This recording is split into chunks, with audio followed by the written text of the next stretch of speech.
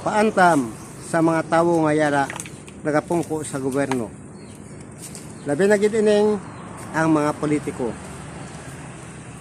Hoy, mga politiko, kagasubong man sa mga tawo nga nagapungko sa gobyerno, nga uhaw kagutom sa manggad sang pungsod. Sa subong, nagakalipay kamo, ka nagakasadya sa bugos ninyo sang inyo kabuhi. Nga ginahimo sa pagpangawat kag pagpangurakot sa kaban sang inyo pungsod. Kay ara pa kamo sa gahom. Kag nangin mauswagon ka nagtinad ang inyo pagpangabuhi. Nga halos ara na sa inyo ang tanan nga manggad kag madamo nga pagkabutang nga gusto ninyo ang kaunon sa sining kalibutan. Kag nangin matias na ason kamo sa paglantaw sang inyo kaugalingon. Kag nangin hambog, bugalon, tikalon, kag nangin matinaas-taason sa mga tawo nga mga imol kag wala nyo ginasapak ang ila reklamo sa mga tawo nga pobre. Nagabulig kamo pero jutay lang nga sabaw ang ginahatag ninyo. Ang tanan nga unod ginakuha ninyo. Amo ini sila kadalok-dalok kag kasuwak-suwak nga mga politiko nga nagapungko sa gobyerno. Hindi pagserbisyo ang tuyo ninyo sa tawo. Ang inyo dakong handom kung paano niyo ubuson ang unod sing kaban sang inyo pungsod. Tungod sa inyo kadalok-dalok, wala tupong nga pagkasakon sa manggad. Agin paanggid kamo sa isa ka buaya nga kasapat, pero mas maayo pa ini ang sapat nga buaya sa inyo. Kay kamo wala sing kabulusyan sang inyo pagpangawat kag pagpangurakot sa kaban sang inyo pungsod. Nga ang tanan gusto ninyo ang kunon kag ubuson ang unod sang inyo kaban. Kag kurakoton pagid ag pagpangawat nga hindi na kamo magkahuya kag magkahuya kay madamol naman ang inyo guya ipaanggid sa isa ka buaya. Kag hindi naman kamo madutlan sang huya ang inyo guya. Kag nagapakatinlo pa kamo sang inyo kaugalingon.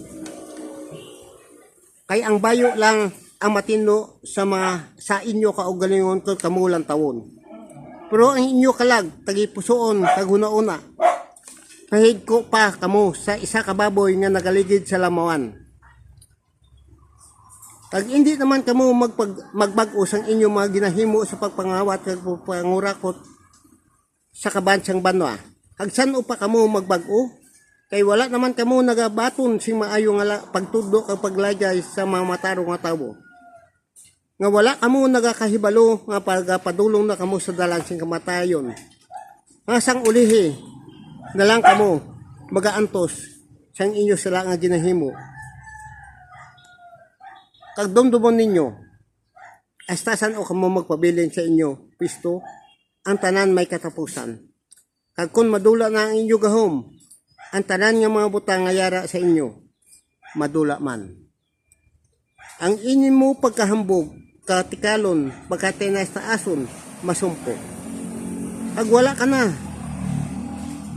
ang imo mataas nga bugal, kaangay ka na lang sing labhang, agin palad sing hangin.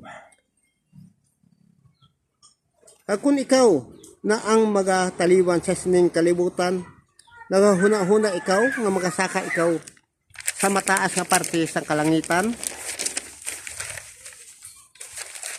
Hoy tawo nga buang-buang, wala ikaw